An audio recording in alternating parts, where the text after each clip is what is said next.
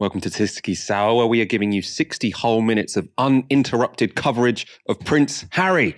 Yes, his book has... No, I'm joking. We're going to give you about 20 minutes of Prince Harry because it is quite interesting, but we are leading the show with more important stories. I'm joined for the first time in 2023 by Aaron Bastani. How are you doing?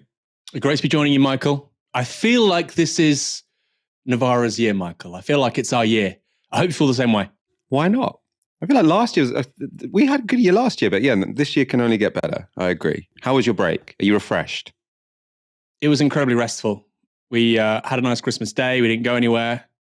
My better half fell asleep at about 10 minutes to midnight on New Year's Eve. So that left us, relatively shortchanged in terms of a good night out. But apart from that, yes, very good. Thank you, Michael. We do want to know your comments and your questions. You can tell us how your New Year was if you want. We are interested. As I say, later on the show, we're going to be talking about Prince Harry. So tell us what you make of those revelations. And especially, we're going to be talking about his claim or admission, or however you want to put it, that he killed 25 people in Afghanistan. So he's called them Taliban members. I mean, we don't know how to categorize these people, but that's the big news of the day. At least, if you're looking at the mainstream press, we do have another big story to get going with. After 13 years of falling wages and chronic underfunding, public sector workers have been fighting back with a wave of strike action this winter. And what's the government's response? Well, they don't seem too interested in compromise and instead plan to use their legislative power to further limit the right to strike. This was Business Secretary Grant Shapps laying out the proposals. We want to make sure that there's every opportunity to try to get these strikes settled. So we're opening the door, we're opening our books as well, so that the information we send to the independent pay review bodies who make the recommendations on pay is actually transparent and the unions can see it, and we hope that they'll reciprocate. In the meantime, we'd really like for them to call off the strikes. But also today, we're saying, look, there has to be a minimum safety level that people can expect even on strike days, particularly in areas like healthcare, making sure that an ambulance can turn up, for example. That's very patchwork at the moment. Other modern European economies all have minimum safety levels, and we've announced that we'll be introducing those in legislation, in law today as well. So the new announcement from Shapps would affect the NHS, transport, education, fire and rescue, border security and nuclear decommissioning. It represents an expansion in the scope of the proposed minimum service level bill. That was initially only going to apply to rail workers. That's what was in the Tory manifesto. Now, the legislation would mean that employers could sue trade unions if a minimum service was not delivered on a strike day. It's also been suggested some employees could be subject to dismissal if they refuse to go into work on a strike day. So if you were told you are part of the minimum service and you don't go in, you wouldn't be protected as a worker on strike as you are now. Now, the proposals, as you'd expect, have been vigorously opposed by the trade union movement. This was Mick Lynch's response. The devil will be in the detail. They're saying it will affect every public service. They're going to target the railways, it seems, at the first level. But I think it will mean that many of our members will not have the right to strike. Because if you operate in a signalling system, you've got to operate the whole system. So they'll say you have to go to work. Now, we'll have to see if that's compliant with international law. We don't think it is. We've got QC's opinion that tells us that much of what they've got in mind could be completely illegal under the Human Rights Act and under the International Labour Convention. So it's up to them what they put into their drafts, and we'll have to see what we can do about it when it comes forward. Keir Starmer, surprisingly, also gave an uncharacteristically unequivocal response. The government is all over the show on this. Every day there's a different briefing as to whether there's going to be legislation, what's going to be in it, when it's going to come. And I think there's a reason for that. And that's because I don't think this legislation is going to work.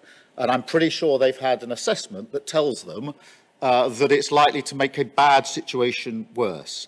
And so in answer to your question, obviously, we'll look at what they bring forward. But if it's further restrictions, then we will repeal it.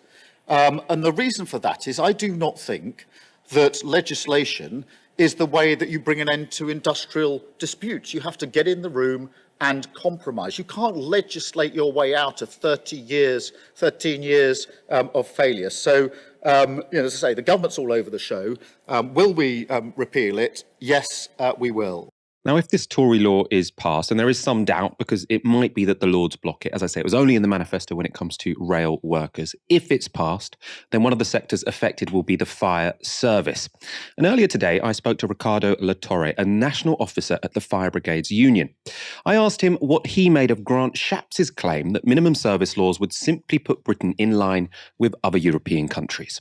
Across various sectors, certainly in the fire and rescue service, there are minimum service requirements set out across Europe. In some places they don't exist, in some places they do, and we've got different nuances within the fire service, whether it's a municipal body or a military body, which adds another context. But the fact is that where they do exist, I think if we look closer into it, they're not often used because, we work closely with EPSU, the European Public Services Union, and fire service unions across the world. And the fact is, when we look to many of our sister unions across Europe, the social dialogue is better. We've put requests to ministers on a number of occasions for urgent talks to address the issue of pay in the fire and rescue service. And they don't take us up on it, whereas that is the opposite to what we see abroad. And they often reach, outcome by agreement and never need to use these minimum service agreements. And where they are in place also, I think there's a much stronger respect for the right to strike in countries around Europe. As we know, we don't actually have, this positive right to strike. What we have is legal exemption. So the right to strike is much more strongly respected amongst fire and rescue services that we work with across Europe. But I will end on, I do find it almost laughable that, whenever a Tory minister points to a law elsewhere that they want to compare to, it's always the ones that level us down. It's always the lowest common denominator. Because if we want to compare our trade union laws, if we want to compare our workers' rights to other areas across the world, then that's probably an exercise that we would like to take part in. And we'd like to look at the areas where workers have much stronger rights, including rights to strike and picket, than we do here. It's just a typical cherry-picking exercise by a Tory minister to attempt to justify levelling down. Could you talk us through what difference this would make in practice? And I suppose also, at the moment, what happens when there is, say, a fire service strike? Is there a minimum service already but just one that's not sort of enforced by law? What happens if there is a fire on a strike day for the fire brigade? We're clear, when the fire service is removed during a day of industrial action, the blame for that rests at the feet of the employers. It rests at the feet of ministers who refuse to resolve these issues in the proper manner through sensible industrial relations and dialogue. But when we get to that point, if we look at our pension strike back in 2015 and discussions that have already gone on surrounding our current ballot, firefighters don't want to see anybody hurt. We join the service, we put ourselves at risk for the exact opposite of that.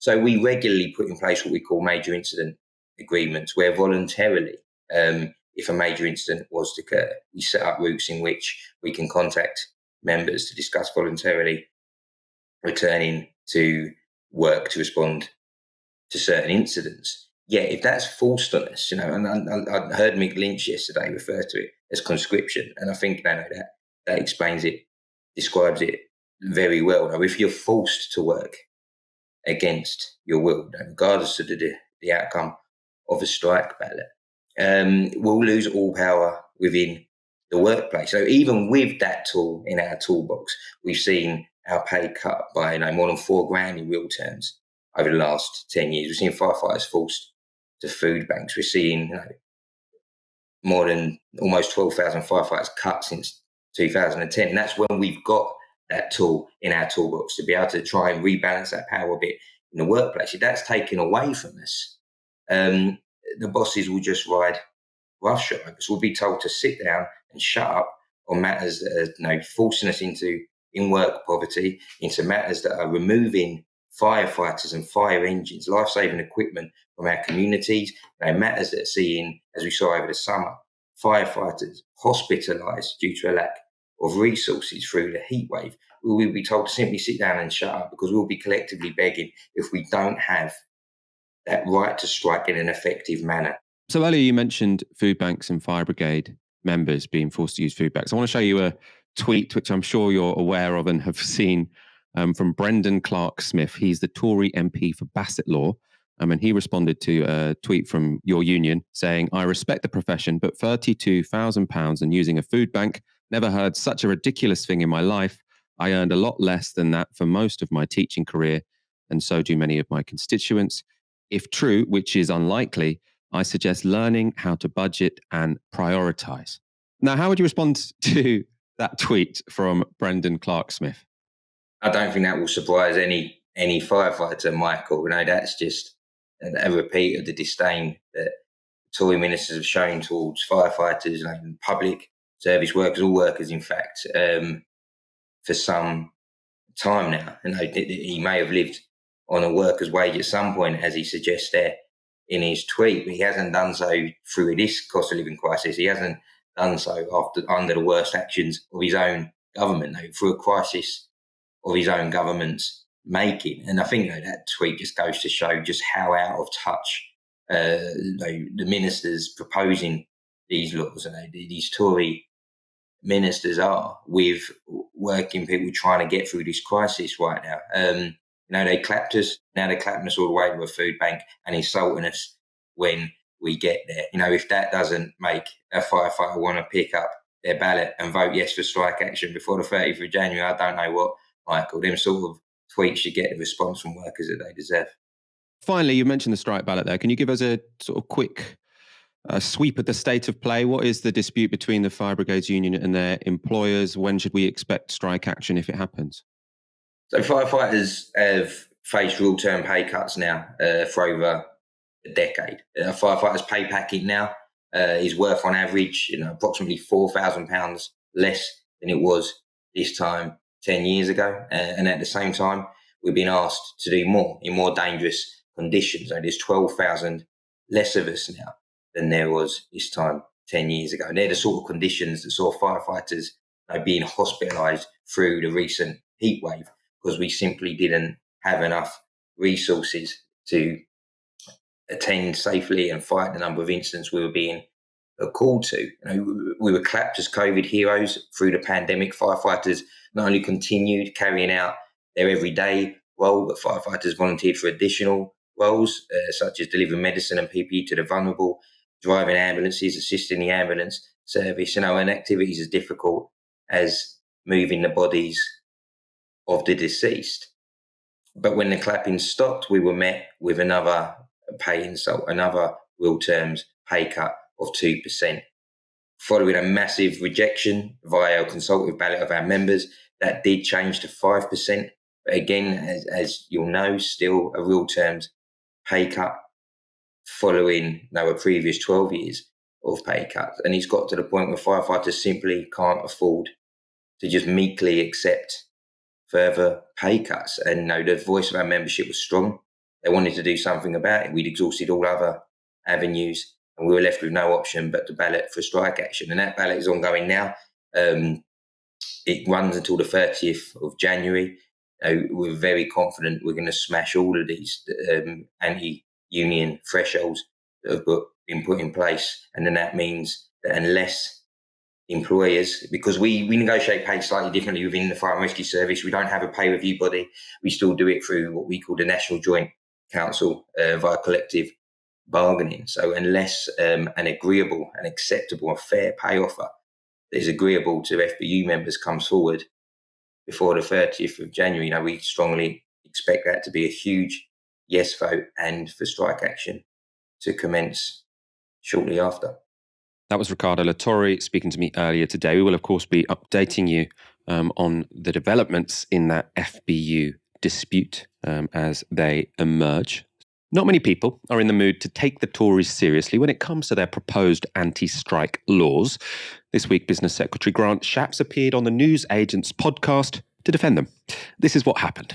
If you have the highest category problems, someone having a heart attack or perhaps broken bones, stroke, it seems proper, and indeed is done elsewhere, that you should still be able to get an ambulance in that situation. Countries like France and Germany, Spain, Italy, and elsewhere already have minimum safety levels in place. In fact, we're the outlier for not having Grant, those. can I already just in place. delicately point out the flaw in the argument is that at the moment, you can't get an ambulance, you can't get health workers, you can't get beds in hospitals. There's no point in suggesting that it's the strikes that are causing this problem. It's not. It's the shortages. That's why the strikes are happening, because, quite frankly, the staff can't cope as it is. Honestly, Grant, it's not lists though. It's not waiting times. It's literally having to spend the night on your floor because the ambulance doesn't come because there aren't enough people. Having to sit in a hospital car park or on a hospital chair because you haven't got enough people there. These aren't like operation waiting times where you might be able to go about your daily life. These are literally A&E desperate times. That was Emily Maitlis calling out Grant Shapps there. I mean, Aaron, I think what she said there, she's not a radical lefty by any means, does seem to be the common sense at this point. This whole sort of anti-strike talking points, we need to have tougher laws on the strikers so you can get an ambulance. I mean, it's not working, is it? No. The Tories, when it comes to policy, are now operating at kind of two levels. You saw this also, by the way, with the Rishi Sunak maths proposal. So speculatively, here's this law, and we want to do X. But if you want to do that, it means you're going to have to effectively break with what is the reality. So we want to have compulsory mathematics teaching for everybody till 18. Now, you can agree or disagree with that. We don't have the maths teachers to do it. There is not the state capacity to do it. We want to guarantee a certain minimum with regards to, you know, A&E and paramedic services and the NHS. We don't do that anyway. So it's a really strange moment, Michael, where you have on the one level, you know, the sort of speculative legislation, and then just the reality where people are waiting for hours and hours for ambulances on days that there aren't strikes already. You know, I think I mentioned it the tail end of last year, Michael. I spoke to a woman recently who had a Marpic pregnancy. She could have died, and she was found by her husband just bleeding. And she called an ambulance and it hadn't arrived after hours and hours and hours. This is the reality for millions of people. I mean, millions of people aren't getting an ambulance every year, but you know, you can be pretty sure, sadly, that everybody basically has to rely on A&E services once every 5-10 years, even young, healthy, you know, extremely healthy people such as yourself, Michael. So this is the reality for millions of people. The further we go into Tory government, which is absolutely committed to underfunding and under-resourcing the NHS. So it is kind of surreal. It is kind of surreal for them to be talking in these terms when the infrastructure is just collapsing. It's in freefall, particularly since COVID. I mean, particularly since 2010, all of the preceding trends before that, after 2020 rather, all the preceding trends before that after 2010 were obviously very bad, but then something has just put it on steroids after 2020 with regards to labour supply, with regards to all manner of things. And you see this in area after area with regards to public services, and it's collapsing.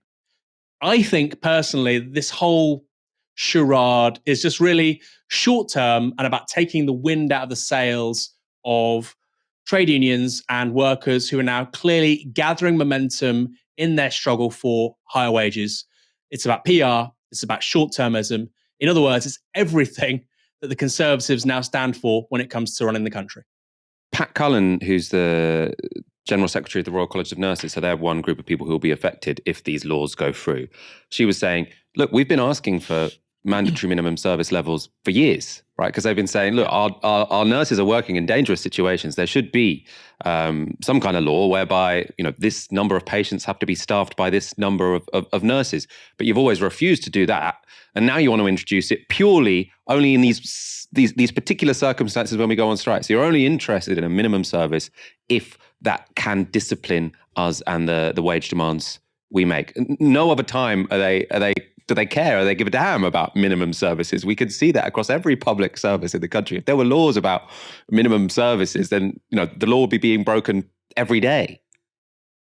Yeah, and I think there was data around this, Michael. I said I think basically you only have adequately staffed nurses, I think 25% of the time at the moment. So basically 3 out of every 4 shifts, there are, you know, inadequate numbers of nurses. We are short in this country approximately 50,000 nurses already. So like you say, the default within the NHS is a substandard level of care. And if there's going to be a legal obligation to a certain minimum, then great. Okay, let's apply this to both sides. I mean, you know, look at any waiting times. When it was Labour, and we're very critical of Tony Blair and New Labour, quite rightly so, but when you look at things like the commitment to waiting in an A&E for 4 hours or less, it was basically 100% by 2010. Again, that's in freefall. Who pays for that? Who's accountable for that? Who's responsible for that when it comes to government? When it comes to completely butchering standards in the National Health Service? You can't blame workers for that. And I think the reality is, again, I said they're operating at the level of speculation and then reality. Another reality is you have a staffing crisis. You have very few incentives at the moment to actually get new staff members. And into the falling wages, they're going to see their wages fall by, they've seen their wages fall by 10% since 2010, nurses. It's going to be another 10% by the end of next year. So you're looking at, and that's the best case. There's some nurses actually significantly worse off than that. Into the falling real wages, into the fact that you've got the average nurse now graduates with £54,000 worth of debt. On top of that, you're saying, you know what, you don't have the right to strike. You don't have the right to strike. So you're going to see your real wages fall every year. They're 20% lower than they were in 2010. You've got £54,000 worth of student debt. You can't find affordable housing. You can't get on the mortgage ladder. And you know what? You can't do anything about it either. Is that really going to be a positive impetus for people to say, you know what? I'm going to join the NHS as a nurse? I really don't think so. We should be thinking about incentives for people to take on these vocations because they're critically necessary for society. Again, Michael, this whole level of abstraction the Tories are now operating on, the fundamental reality is we don't train enough healthcare professionals in this country. We haven't done that for more than a decade. So they can talk about targets and, press releases and percentages and legal obligations. You can't run a public healthcare system. By the way, it doesn't need to be NHS. It can be European style, mixed model. It can be US style privatized healthcare.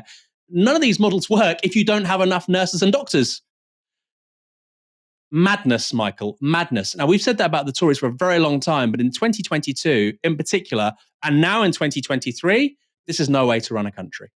Yeah, it's interesting, isn't it, how this is all combined with a service which is understaffed? Because, if you think about, the big disputes between sort of Labour and the government, Labour is in organised Labour, not the Labour Party. Think about the miners' strike, for example. So what they were trying to attack the workforce in coal mines because they wanted to get rid of the coal industry, right? The whole point was they thought the coal industry was overstaffed. So they wanted to make a load of them redundant. So it didn't matter from the Tory perspective if you completely demoralised these people because you wanted them to leave anyway. If they all turned around and said, oh, we quit, whatever, they'd say, great, job done.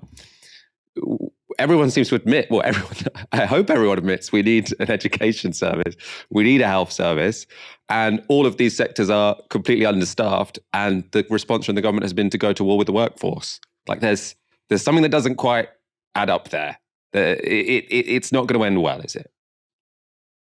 We will be coming back to these stories. Ambulance strikes. There have been new dates announced today. Junior doctors are going to be balloted as well. So this is only going to intensify. Now, before we move on, something you might not know if you missed our Wednesday show, very exciting news. If you head to shop.novaramedia.com right now, we are running 10% off our entire store until the 15th of January. We've got lots of products there, from water bottles, I need to get a new one actually, to t-shirts, to socks, and it's a great way of helping support our organisation. My Mark's water bottle got stolen from Bristol Station from the top of a vending machine while I went to the loo. So if that was you, I'm still rather upset about it, but I shall endeavour to replace it soon. That link is shop.novaramedia.com, and you can find it in the description box below. Prince Harry's autobiography Spare has leaked, and it seems jam-packed, full of surprising revelations. Now, they include drug taking, a physical fight with his brother, the future king, and the circumstances in which he lost his virginity.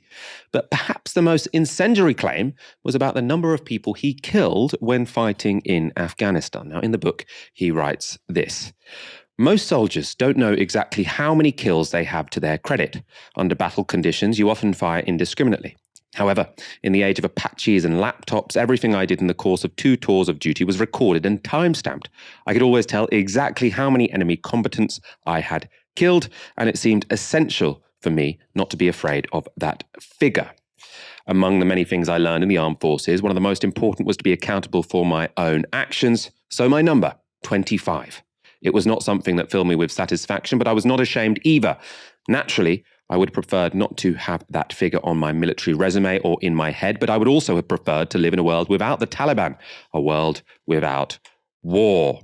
He goes on, it wasn't a statistic that filled me with pride, but nor did it make me ashamed. When I was plunged into the heat and confusion of battle, I didn't think about those as 25 people. You can't kill people if you see them as people. In truth, you can't hurt people if you see them as people. They were chess pieces taken off the board, bad guys eliminated before they kill good guys. They trained me to other them, and they trained me well. Now, Prince Harry was a helicopter fighter pilot in Afghanistan, so it's perfectly possible he could have killed that many people over the course of his 2 tours in Helmand. Much of the UK reaction to the revelation hasn't been about the dead or about the war itself, though. Instead, media pundits have been more concerned about whether Harry should have revealed the fact at all, and how it makes the army look. Speaking to BBC Breakfast, this is Colonel Richard Kemp. My greatest concern is this impression he gives about the British Army kind of looking at their enemy as subhuman. And he makes the suggestion that you can't kill somebody if you regard them as human. Of course, that's complete nonsense. And it is a shame in many ways, because he's a very brave man who went to Afghanistan voluntarily, had to fight the government policy to get there, and had a fantastic reputation for his courage in action and also for the way he championed wounded soldiers. And I think this, to an extent, tarnished that reputation. Some in Afghanistan, though, have lauded Harry's admission. Senior Taliban leader Anas Haqqani posted this on social media. Mr. Harry, the ones you killed were not chess pieces. They were humans. They had families who were waiting for their return. Among the killers of Afghans, not many have your decency to reveal their conscience and confess to their war crimes. The truth is what you've said. Our innocent people were chess pieces to your soldiers, military and political leaders. Still, you were defeated in that quote, game of white and black, quote, square. I don't expect that the ICC, so the International Criminal Court, will summon you or the human rights activists will condemn you because they are deaf and blind for you. But hopefully these atrocities will be remembered in the history of humanity. Aram, I'm not sure that Prince Harry realised this was going to be the sort of excerpt from his book that would get the most attention, but it has, I think, probably quite rightly. What do you make of him writing in his book that he killed 25 Afghans? Well, there's a reaction to it online, which is a bit incongruent with what I've seen in terms of the quotes. So you've said things there, which obviously are appalling. It's appalling. It's obviously appalling. We were an army. Britain had an army of occupation in Afghanistan. We shouldn't have been there. Important to say, big difference between Iraq and Afghanistan from a legal standpoint. Iraq was, I think most sensible people at the time said, an illegal war of aggression. Afghanistan had multilateral buy-in, UN resolutions and whatnot. So different in that regard. I mean, I think they're broadly the same. I think there were wars of occupation. I think if you're going to somebody's country and killing people, I think you're generally in the wrong. But what he said was interesting about the dehumanization of the people he was killing, because that was basically it's a precursor to being an effective soldier. And the soldiers I've spoken to, that's what they say. I mean, so it's not really in keeping with what Richard Kemp was responding with. Effectively, they viewed their training as soldiers, as service personnel, and of course, not every veteran or serving soldier agrees with this, but this is what they said to me. That they view it as a form of brutalization, and that effectively it's a form of trauma, and it's you have to internalize a certain set of traumas in order to be a quote-unquote good soldier. And one of the features of that is being able to dehumanize your enemy, because of course it's very difficult for a human to randomly kill a stranger they've never met. That is quite hard. So I don't find it it's an honest statement. I think it's so honest, of course, it takes you back, because these aren't the things that we're told about what happened in Afghanistan. We think that our service personnel were over there, of course, and they were, reading, teaching the alphabet to Afghan girls, and, digging water wells, and, making the country a fantastic place. And that isn't what war is. We're trying to pacify a country as large as Afghanistan with tens of millions of people. There's going to be lots of violence. And so I think that's what's most notable about this, is that Prince Harry is being quite candid about the level of violence, and about how, basically a lot of the training that goes into it involves people having to lie to themselves and lie to one another.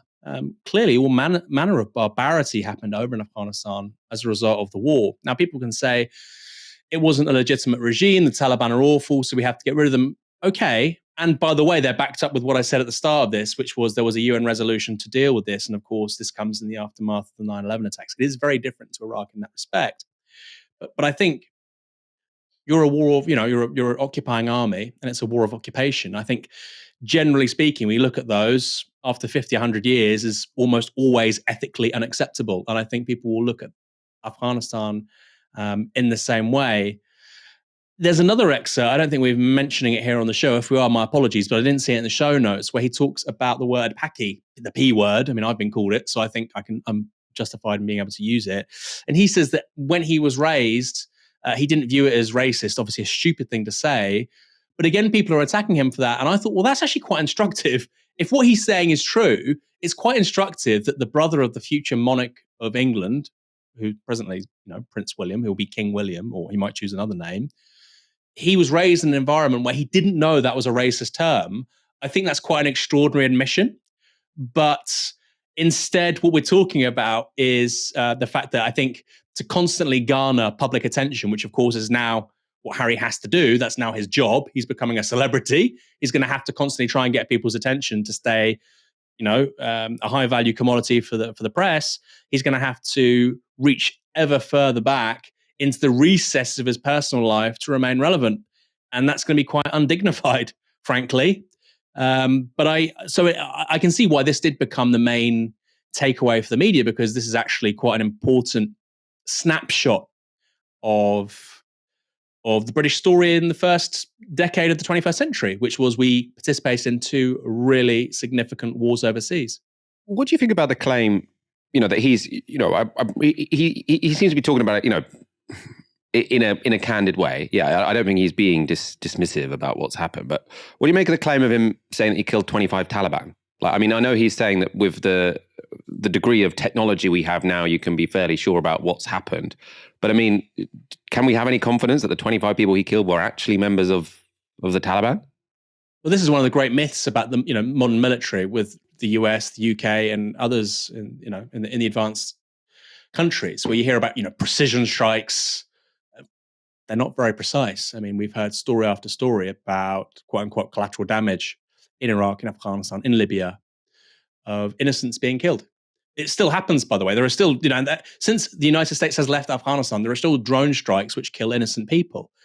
This, I think, quite predictably gets a lot less media attention than what the Taliban does, which of course is equally objectionable and outrageous, but we have a lot more control over what our own armed forces do in our name than what the Taliban do. I think there's quite an important distinction there.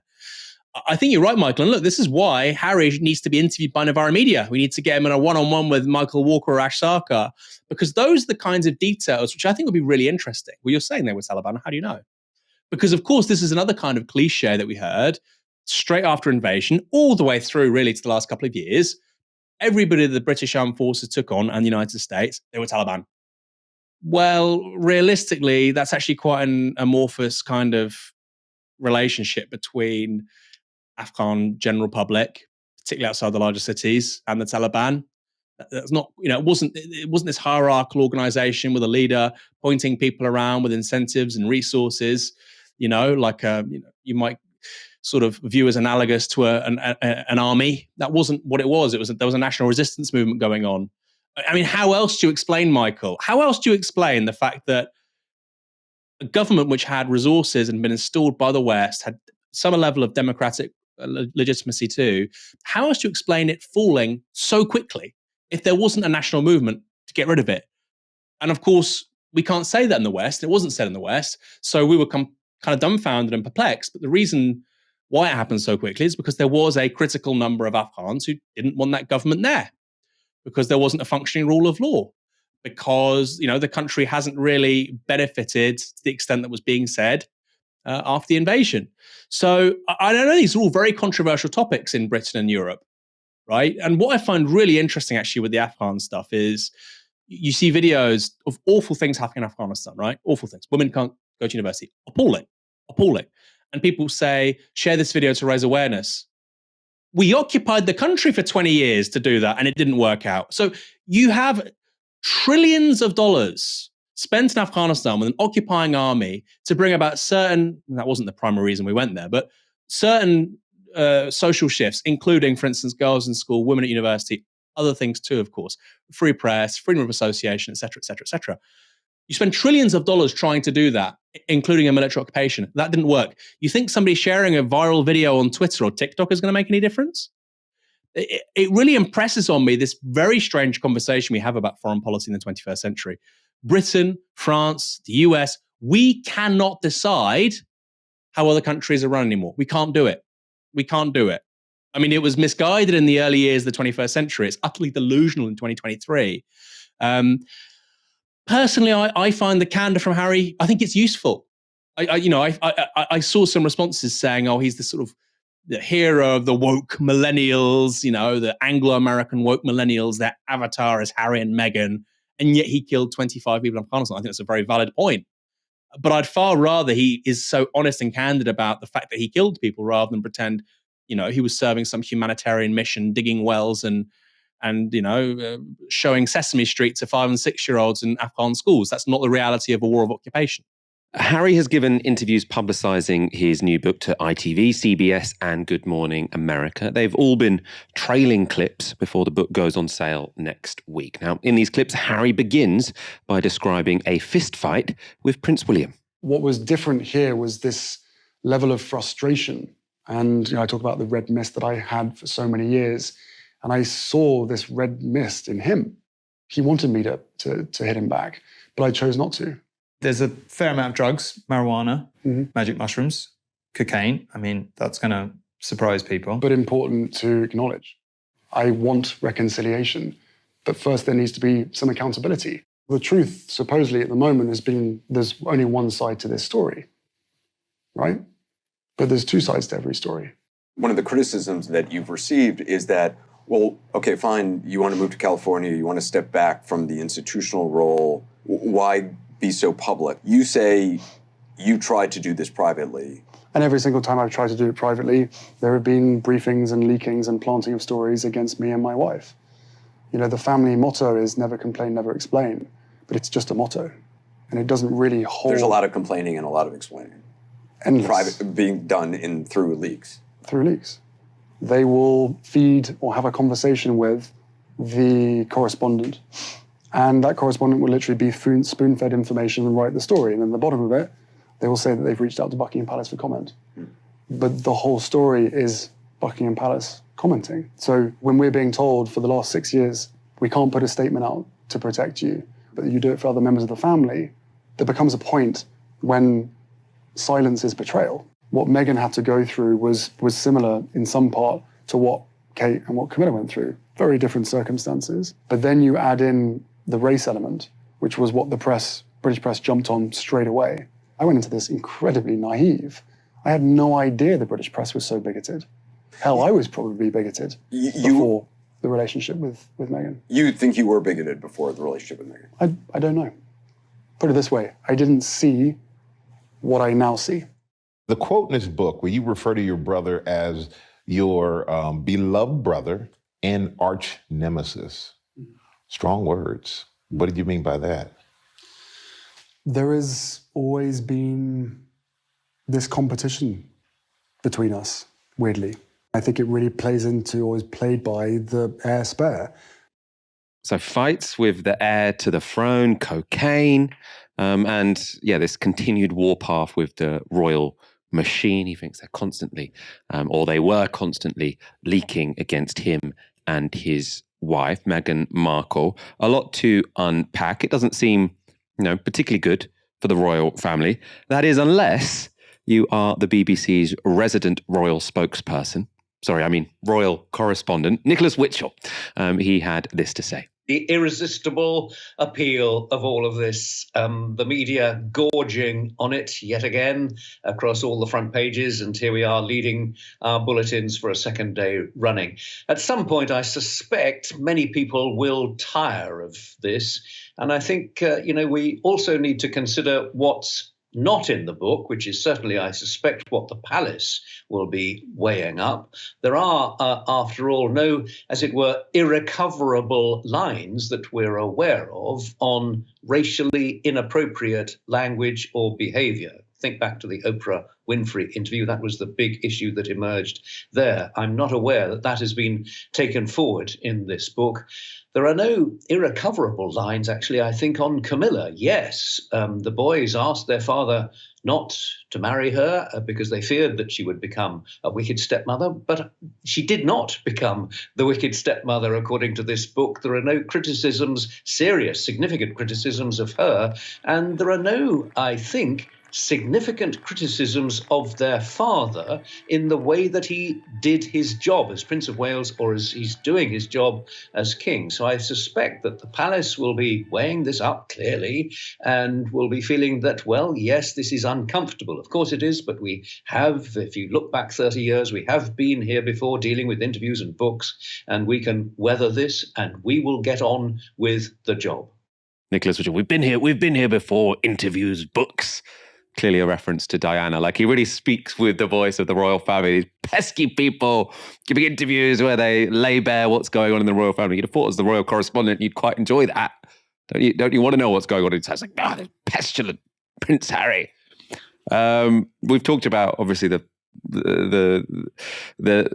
killing in Afghanistan. What do you make of the rest of the revelations and the response from Nicholas Witchell and the like? Yeah, Witchell's thing about, well, I think people are going to get bored of this eventually. It's like, hold on. Your job is to make sure they don't get bored of this. You're the royal correspondent for the BBC. Yeah, I think people have had enough of the roars. You talked about the television for 25 years. A very surreal moment, right? Enough of the royals. Oh, yes, isn't that wonderful? The Queen, of course, yes. Well, she's got a history of wearing matching green hats and blazers. The most inane stuff. But apparently, the brother of the next King of England, having a fight. Not a big deal. Doesn't matter. Yeah, I think, brothers, I found the fight thing kind of strange. Brothers fight, Michael. Brothers have physical fights. It's not good. I'm not celebrating it. I'm not saying, it's immaterial. Sometimes they have fights and it's awful. But brothers have fights. That's what brothers do. I find that a bit strange. Like, they had a physical altercation. Okay. Is that so unusual? Or, he's done mushrooms and cocaine as a 17, 18-year-old in Britain. Okay, that makes him quite normal. It's interesting that that's the stuff that leads. And then, as Witchell says, there's no sort of irrecoverable sort of PR catastrophes in terms of a later rapprochement, which is interesting, right? Which I think suggests this book is about selling, it's about selling, or this endeavor rather, is about selling books, making money, raising media profile, being able to have an independent sort of media and financial existence from the royal family for him and Meghan. But then, like you say, or like Nicholas Witchell says, rather, keeping doors open for later on and coming back together again. Brothers have fights. Families fall out all the time. Is that so strange? And I the idea that the brothers didn't want their dad to marry Camilla.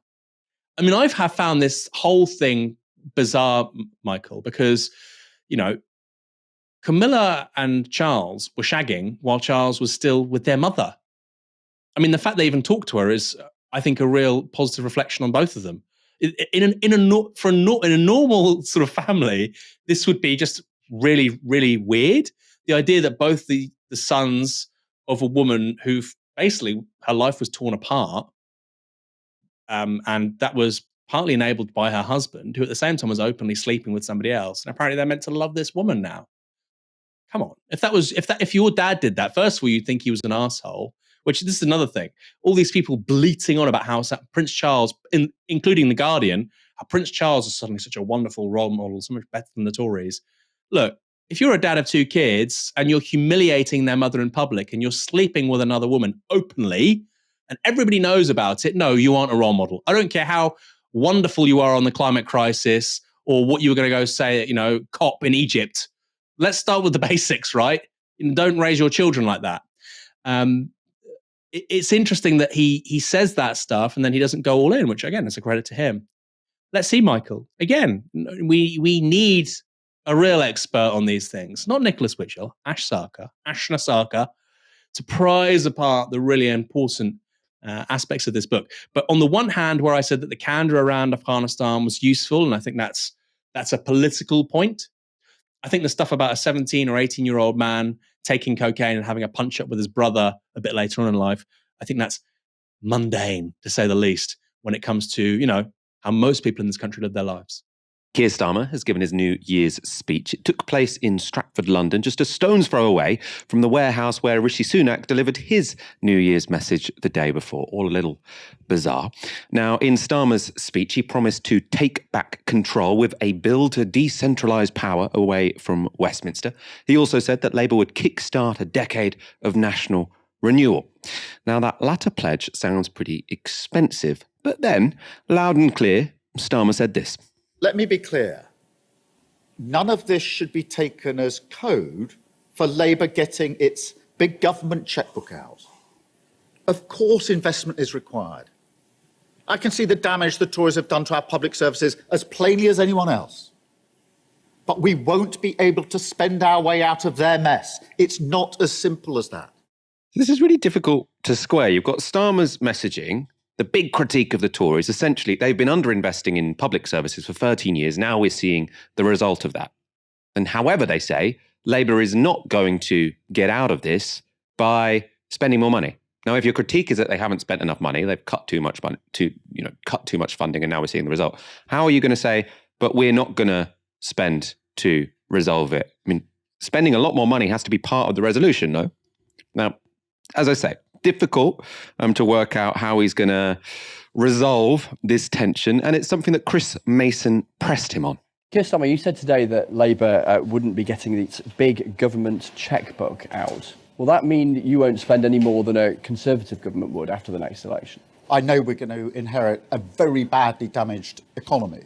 Now, in terms of the way forward and matching the government, there are choices to be made. So, for example, on non-dom tax status, on private equity loopholes, on private school exemptions. We've been clear of the different choices we would make, how much money we think that would raise and what we'd spend it on. And we'll continue with that fully costed approach. But, we have got the highest tax burden since the war, and therefore, the scope for high tax increases is simply not there. So this is a realistic approach to what I know we're going to inherit after 13 years of Tory failure, which is a broken economy. But is that spending more, the same, or less than the Conservatives? Well, as I say, there are different choices to be made. So where we've made those different choices, we've said what money that would raise and what we'd use it for. We'll continue to do that into the election. But look, I know we're going to inherit a very bad situation, and I know that with a tax burden as high as it already is, the scope for big tax increases is simply not there. Some people might say, what's the point of a Labour government if you won't spend more than the Conservatives? Well, the point of a Labour government is to make sure that we can grow our economy, grow it across the whole of the country, that we can get our public services. The Conservatives say that, don't they? Well, the Conservatives have driven us to this point. It's no good the Prime Minister coming along now and saying, well, I know that pretty well everything has failed, but please give us one more chance. They've brought us to this point. What we need now is a decade of national renewal, and that's what a Labour government will bring. It's weird. So the Conservatives did bring us to this point, he's right, but they brought us to this point by cutting public spending, right? By starving the public sector, by austerity.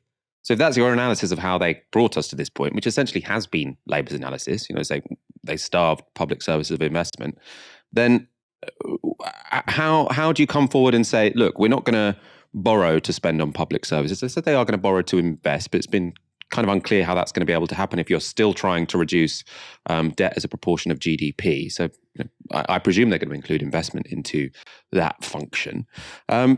It's difficult to see what's happened. We're not going to borrow to spend. We're not going to be able to tax to spend, yet we're still going to renew the public services which the Tories have degraded and eroded for the past 13 years. Aaron, I can see why he is doing this electorally. Like if there's a plan, I suppose I'm fine with it. I can see why he's saying, look, the thing we need to do is not give them an inch to attack us by, like, fine, whatever. I just can't see how this translates into a coherent plan for government. If you're going to renew public services, but you're not going to increase taxes and you're not going to borrow, how does it work? Can you Can you make this make sense for me? Well, he would say growth, right? Well, I would simply grow the economy. Our solution will be we'll have 5% annual GDP growth and that'll sort everything out. That's very easy to say. Every government has said since 2010, we haven't really had a growth model in this country since the global financial crisis, 16 years ago, starts in 2007. Every government since then has said, I will grow the economy. We've had really flatlining productivity. What is that? That's the amount of output per person per hour worked, again, for the best part of 16 years. So it's really simple and easy to say that, but actually it's harder to deliver it. It's, I think, impossible to deliver it when you're not talking about spending more money. And what's most remarkable of all, Michael, is he's saying that in the context of a recession. It's not like the economy is growing by like 0.5%. This year, in 2023, we're looking at, apparently, it might change, we're looking at a 1% contraction. We're looking at a really profound recession this year.